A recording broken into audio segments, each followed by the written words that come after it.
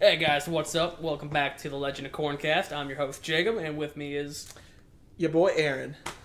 and so we talked about Zelda 1 last week, and this week we're going to talk about a surprising game, Zelda 2. Nobody saw that one coming. Oh, really got to talk about this game. Surprisingly, people. See, I'm a part of some Zelda Facebook fan groups, and you'd be surprised. People actually like this game. Well, somebody who kind of likes this game is sitting next to you right now. So Why? It's so bad. because it's unique, it's different, it's not. Uniquely bad. I mean, I'm not gonna say it's good, but it's not like, oh man, this is the worst Zelda game that they've made. Because, so for those of you not in the know, and I assume if you're watching this, you probably know what Zelda is and what Zelda 2 is. But anyway, so Zelda 2, instead of being a top-down 2D game, 2D exploration game, it's a side-scroller with a 2D open-world map, and you go into battle scenes, and it's side-scrolling, and you get the worst sword in the world. And it's got RPG elements, like you level up your health, your magic, and your sword, and whatnot. And then it retains the whole finding heart pieces, but, you know, you go through different side-scrolling segments. But anyway, a lot of people don't like this one because it's hard. Including its creator. I mean, that's fair. Like, I don't mind it. I don't think... I can't hate on it like everybody else does, because, like, it wasn't... Like, there wasn't a standard back then. It wasn't like, oh, a Zelda game should be this. I mean... Zelda wasn't held to the same standard. Well, it might have been held to the same... Okay, no, it definitely wasn't held to the same standards back then that it was today. Zelda really could have been anything back then. Yeah, because there was only, what, Zelda 1? That's it. And, like... There was only 2 games back then. Like... I don't know if it would have been better if they'd kept going with the whole top-down thing. And that's all you had on the NES was either side-scrolling or top-down. Mm-hmm.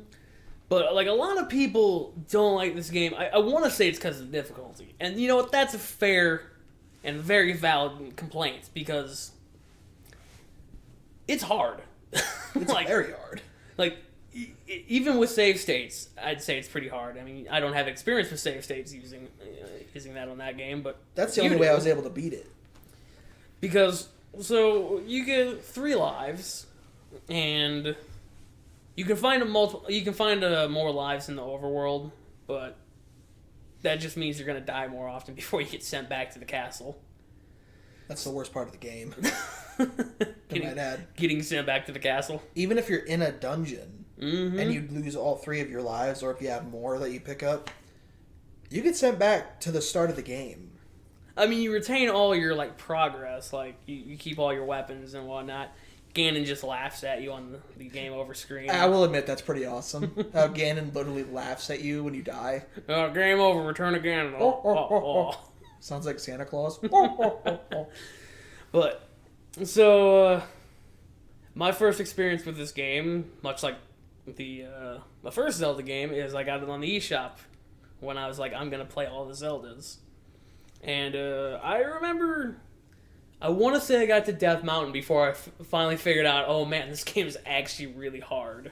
And Death Mountain's the 3rd dungeon? I think it's after the 2nd dungeon, and it leads up to the 3rd dungeon. Right, because Death Mountain isn't a dungeon itself. No. Death Mountain is a maze. It's filled a maze with death. On a mountain. At least it takes its name literally. Yeah, no, it's a very apt name. But, like, you go in there and you got these, the red lizard guys. I don't remember their names. Lizalfos? I don't think they were Lizalfos back then. I think they were something else. I think Lizalfos were back on the way to the Grand Palace. You might be right. I think these were something else entirely. They throw rocks at you. Mm-hmm. But, yeah, no, so you go to Death Mountain and you die. On a mountain. A lot. It's wild, I know. And then, like... So, you don't get a map for any of the dungeons, unlike the first game. Mm-hmm. And that would help immensely. Especially with that game. But So going through Death Mountain without a map, because it's a maze, and you just go through a door and you exit out somewhere else. Is that where you wanted to be? Who knows? You'll find out. Is it not where you wanted to be? Probably. You probably didn't want to go to wherever that door led to. But regardless, it leads to that door, and it's bad. But, yeah, no, after that, the game really just decides, okay, you're good enough for the rest of this, so we're going to crank this up to 11. Honestly, Death Mountain for me was so hard that I grinded, I think, to at least get my magic, health, and sword to at least level 6 or 7. Yeah. It's that difficult. Yeah, no, I remember before I even went into, like, the first dungeon, I'm like, I'm going to just spend a little time grinding up the blobs. And use the life spell, or, like, the defense spell. Mm-hmm. Yeah, you gotta, like... That's the other thing that Zelda 2 did. It introduced magic to the series. Yeah, that was the first game. And, you got spells that would increase your defense. You got the jump spell, which would, like, double your jump height. Mm-hmm. The fairy spell, which you turn into a fairy. And you can fly through keyholes. And sometimes it would screw you over. Mm-hmm. I used that a lot, by the way. Just because, especially if it was like especially if the room had a lot of lava floors. Because, lava's just like instant death. Yeah. It's like, if I have magic to spare, I'm just going to use the fairy. Just to say, fuck this room. I'm getting past it. Yeah, I would just use the fairy to, like, scope out things. I'm like, I don't know what's back there. I don't know if I want to go through this door just yet. Right. What other spells was there? There was fire? There was thunder. Thunder, yes. Spell, which opened up a hidden temple, I think.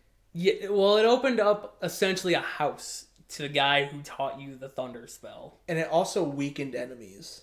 Did spell do that? Yes. Oh, I thought spell. That was like a secondary effect, but its main purpose was to teach you another spell. I was gonna say I thought spell only had one effect, and that was to raise a house from the ground. There was jump, life, the one that gave you more defense, thunder, fire, reflect.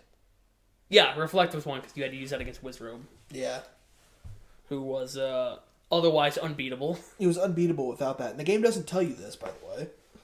Yeah, no, the game just decides to go, I am error.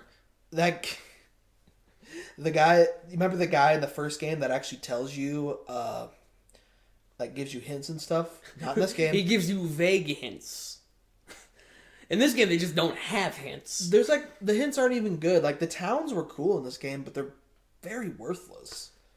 Like, they just don't help you. Like, some people just say hello to you. I know nothing. Like, yeah, I remember that. Some of them just turn into bats. Oh, I'm sorry, keys. Keys. They just turn into keys and punch you in the face. It's just like, oh, that was nice of you, thanks. Yeah, no, there was one that's just like, get the candle south of Parappa. And it's like, what's Parappa? Where's that? Where's south of that? I don't think I've ever... Are the signs readable in the towns? Yeah, they just tell you the name of the town, though. Yeah. Which is something that we can talk about in Ocarina of Time. Yeah. But getting to that will be, like 3 episodes, I think. It'll be probably more than 3. Well, I mean, yeah, I don't know. Whatever. We'll figure it out. But, let's see. There's, I remember the dragon boss. Is it Volvagia in that game? It's Barba, but it's like, hey, he's actually just Volvagia. I love when you fight him and his head just comes out. Hi, how's it going? How's it going? Bye. Well, bye. Well, how's it going? A lot of the bosses in the game just felt like the same boss, like Horsehead and Ironhead or whatever. It felt like this. A lot of the bosses were the same, except on a side-scrolling perspective. Yeah, a lot of them were just dudes in suits of armor. Yeah. One of them had a horse for a head. Yeah. And he was aptly named Horsehead, and it was great. There was a guy that literally would come in on on a night, and you literally just have to jump and down. Oh man, what was his name? God, because he's an Iron Knuckle. Like, he's just an Iron Knuckle, but he's on essentially a motorcycle. Essentially, yeah. I don't remember his name, but he sucks. I hate fighting him. I hate fighting Iron Knuckles. They're the worst. You just gotta be really... To be honest, if I had to pick those Iron Knuckles or Zelda 1's Iron Knuckles, I'd probably Zelda 1 didn't have Iron Knuckles. Or I meant Dark Nuts. Okay, good.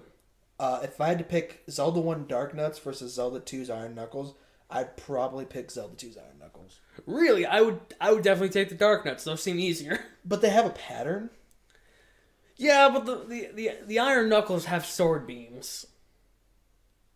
They do? I'm pretty sure. I don't think they do. At least the red ones did. I hated I'm not gonna call them the Lizolfo type lizards. I hate those guys the most because they throw their axe. Yeah, those guys suck. And they're very hard to dodge. And they have the exact same shielding pattern as the Iron Knuckles. Yeah. And then they take a lot of damage. And they're always backing off from you. It's like, ugh. Just come here and die. And back then, Zelda was very cryptic. This game defines that. Yeah. There's a lot of hidden shit in this game, especially, I think it's called the Great Palace. Yeah. That one sucks. I never found everything in the Great Palace. I found my way to the end, and that was it. I said, I'm out. Yes. And even then, I don't even remember the path. You gotta, like, fall through different walls, and it's just like, what do you want from me? You will never figure it out. I remember pulling up a map. And this was when I wasn't playing it. I just wanted to see how big the thing was. It's huge. Compared to the other dungeons. And it is, like, twice the size of the last dungeon. Like, the dungeon before it. But the game finally shows you mercy and lets you respawn there instead of at the start of the game. Yeah, just don't be an idiot and try to leave. Because then you have to make the trek all over. Because the trip to getting there is very hard and long. Yeah. Like, every other tile is a new fight scene. Yep. And you have to make it through because just... Oh, it's the worst. They got... Oh man, the Moas. You remember the Moas? Yeah, I think so. The ghosts that sap. That sap your health and your XP. And I think your magic. Okay, maybe it's your health and magic. Yeah. Yeah, those guys suck because you make and there's a whole path of them. Mm-hmm. And you have to go through them to get to both like the third dungeon and then the Grand Palace, and it just sucks every time. And then you got the tin suits. Oh, yeah. They just bounce into you and take your XP. Those were awful. That's why it's really good. That game, to just grind XP. What sucks, though, is you don't get XP from every enemy. You don't. Like, you could kill tin suits all day. You won't level up. There's literally no reason to fight a tin suit. Mm-mm. I mean, luckily, I think a tin suit would die from... the sword beam, so you could at least dispatch them pretty easily. But they were infinitely spawning. That's the thing I also hated about that game. The sword beam kind of sucked. Oh yeah, the sword beam was awful. And it didn't hurt half the enemies after like the second dungeon. Yeah. Like the skeletons, the Staphos, didn't do anything. It bounced off them. And if you wanted to ask me how I heard about this game, it was from you. Really? Yes. I brought this horror onto you. You did. Nice. Because I was a pretty decent Zelda fan. I probably played about half the series at the time. Or at least most of the 3D entries. Yeah, those are a completely different beast. But I had not played this one. And I was like, do I want to suffer through this? And I saw it was on the 3DS. And I was just like, alright, I'm going to do it. And I tried my hardest not to use save states. But then I got to Death Mountain. I got very early in the game, and I it broke me. Then I got to the Great Palace, trying to get to the Thunderbird. Is it the Great Palace or is it the Grand Palace? Because I've been calling it the Grand. I think it's the Great one. Yeah, I think I'm the one in the wrong here. No, go away, Windows 10 update. I don't need you. I don't need you right now. It won't go away. Crap, it's not working. At least minimize it. But we didn't let you do that. Anyway, okay, cool. We're still recording. That's good. It's good news right there. Let's see. But yeah, no. So you made it to the Grand Palace, and you're like, "This sucks." Yeah. I only made it through the Grand Palace because I had my friend Josh. He was giving me a pep talk, and my pep talk, he's like, "You're gonna let this game beat you? You're gonna let this fucking piece of shit game beat you?" I'm like, "No, fuck you! I don't do it. I'm gonna win. I'm gonna be a winner." And I got my ass kicked. And you did it on the virtual console of the Wii U that didn't have save states. I had to do it like old school. Like I had to play it like people back in the 80s played it. Oh, and it was probably hell. Oh, it was. It was awful. And then for some reason I got it in my mind, I'm like, you know what? I've beat this game before, and I've got it on the 3DS now. Let's try it on the 3DS. It's probably a lot easier. It wasn't. I got to like the 6th dungeon, the one where you go in, when you go to the mountain town of Darunia or whatever. Yeah. I got to that one, and I'm just like, you know what? It's not worth it to play this anymore. It was hard, but it was... Once I beat it, I beat it. Okay, so... Thunderbird... I beat the Thunderbird without using save states. I did. Can we talk about the Thunderbird's gimmick? What? How he's invincible. Unless you use the Thunder Spell. Unless you use the Thunder Spell, which nobody tells you. And it can also miss. Can the Thunder Spell miss? Yes. I thought it was just a screen.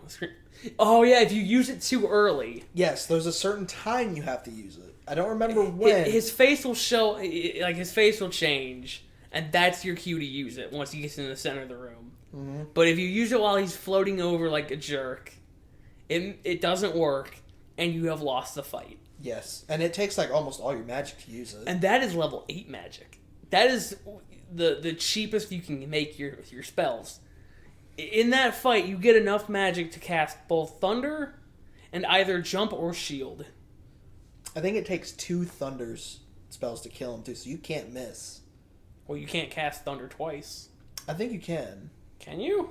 Because I always thought... You might be right, but... Because Thunder only makes him vulnerable. Okay, so you might be right. You might... And then you just have to dodge him. You want to use the jump spell, and so you can jump up to his face and hit him in the face. Because you have to use both. Yeah, you have to use both jump and Thunder. I don't think you get enough to use jump, Thunder, and shield. Yeah. Which is why that fight is really hard. Yeah, because you go in there with no magic. You can't use your life spell. And it's just, well, it's a battle of attrition. And would you guys believe it if we told you that he's not even the hardest boss? Well, considering the game's almost like 30 years old, I'm sure they believe it. I'm sure they believe that the nigh invincible Thunderbird is not the final boss. I would love to meet the person that has legitly beaten Darklink in that game. You know what the sad thing is? Darklink, I think, was originally intended to be much harder. I want to know how. He was originally intended to actually read your moves. Yeah. But because of memory things, now he just kind of like gets in your face and just stabs you to death. They did a really good job of making him mimic you. Yeah, until he stabs you in the face 1,000 times and you die. Yeah. The best I ever got, I think he has 8 bars of health. Yeah, I think he's got the same amount of health you do. I think the best I ever got on him was 4. I never tried to fight him legitimately. I always did the crouch in the corner like a little baby and stab his shins. What I did was, of course, I did a save state right in front of him. Yeah, that's fair. I wanted to fight him legitly. That is a very fair save state. Because I wanted to fight him legitly. And I mean, if you're just going for the win, like... Because it's fun to actually see how good you can do against him. Of course, he just whoops your ass. Oh, yeah, no, he just takes you to town. It's not like Ocarina of Time Dark Link where you can actually win. This guy is hard. Shit insane. So I don't think he was called Dark Link back in the day. I think he was just Link's Shadow. Yeah. I don't know what people called it back then. I would actually like to know. I think it was just Link's Shadow. It was a really probably big surprise to gamers. Yeah, they were probably like, man, why does this guy keep curb stomping me? Wait, I gotta play the entire Great Palace again? I'm done. Blockbuster, take this If I would back. have lost to that back then, after I beat just going through that whole hassle to beat the Thunderbird, I probably would have chucked my controller. The thing is, I don't know if the game takes mercy and keeps the Thunderbird dead. I feel like it does. Because I feel like it keeps all the boss enemies. Well, no, it doesn't matter because you can't go back into the palace after the boss is dead. Like, just imagine... Well, after you put the thing in. Just imagine beating this fucking Godzilla looking like bird just to lose to your own shadow. Can we talk about what Thunderbird looks like in the manga? That's the only appearance he's ever made. Because he was in the manga. He was in one of them. And he's just a hawk. He's just literally a hawk. I'm just like, wait, what? You mean this thing that is definitely not a hawk is a hawk and somebody sees it as a hawk. That's weird. Anyway, though. So, Link's Shadow is a right pain in the ass. All the other bosses are a right pain in the ass. But they're not... They're dealable. Dealable? Trying to say, like, they're manageable. Yeah, you can fight them to win. Thunderbird is like, hey, no. Thunderbird literally will take everything you have to win.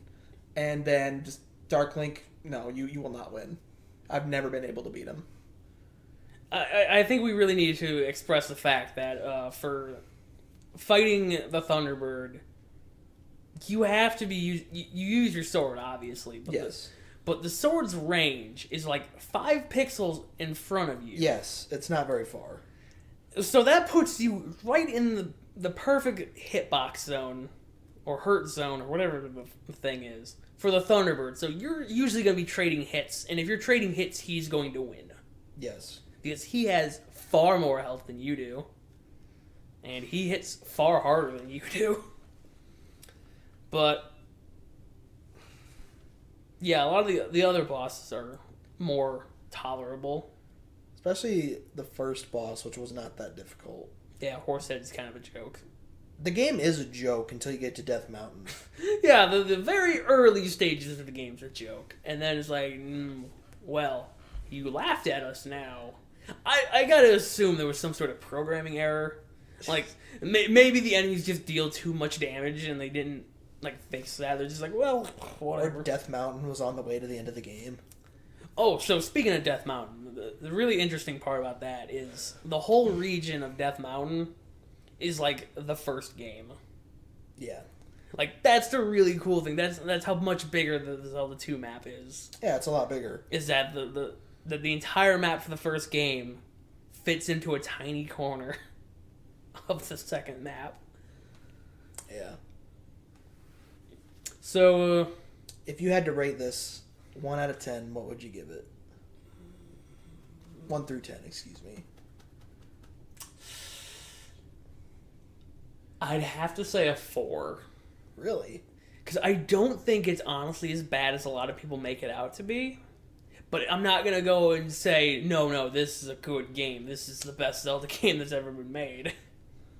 And this is... It also goes back to the whole, there wasn't a defined Zelda yet. Like, it was either the top-down one or it was the side-scroller one. And comparing it to other games back on the NES, it functioned better than a lot of them did. That is true. It was hard and batshit insane crazy, but at least it was actually a functioning game. Yeah, like, it's got that going for it, and it also had the save system. Like the Kinda, first game did. But kind of like what AVGN said, it's kind of like the black sheep of the Zelda franchise. Yeah. And I get why people would say that. Does it get a lot of hate? Yes. Is a lot of that hate warranted? Yes. I think it is. I think it is and it isn't. Anyway, what would you give it? Probably also 4. Maybe. Alright, so... I think it's safe to say that Zelda 1 is the superior Zelda game. Oh, by far. So right now our rankings stand as Zelda 1 being the best, Zelda 2 being the second best, also the worst. It's on the NES, Zelda 1's definitely better than Zelda 2. Mm-hmm. Yeah, that's a very fair claim. Any closing remarks on this one? Play it with save states? Play it with save states unless you have balls. Well, thank you. I think I might need to try to beat... I'm not going to try to beat the game without save states, but... It's not worth it. You don't feel anything. At the end, you're just numb. You're numb to the pain. Yeah, I always like the game because, I like Zelda, but, Yeah, that's kind of me. Like, to be fair though, it is among the few NES games that I've actually beaten. Well, like you said, because we didn't grow up playing NES, but like you said, back then, if it functioned, it was good. I mean, I'm not gonna say that the NES had a bad library, but it didn't have a very good library. It didn't. It had a very big library. Although then again, if you're somebody who grew up with the NES, you'll probably be like, "No, the NES had a great library. Look at all these games." And it's like, how many of those games are good though? But it's like, look at all those games over there that are just not very good. So, that's been episode 2 of the Legend of the Corncast. See you guys next week. See ya.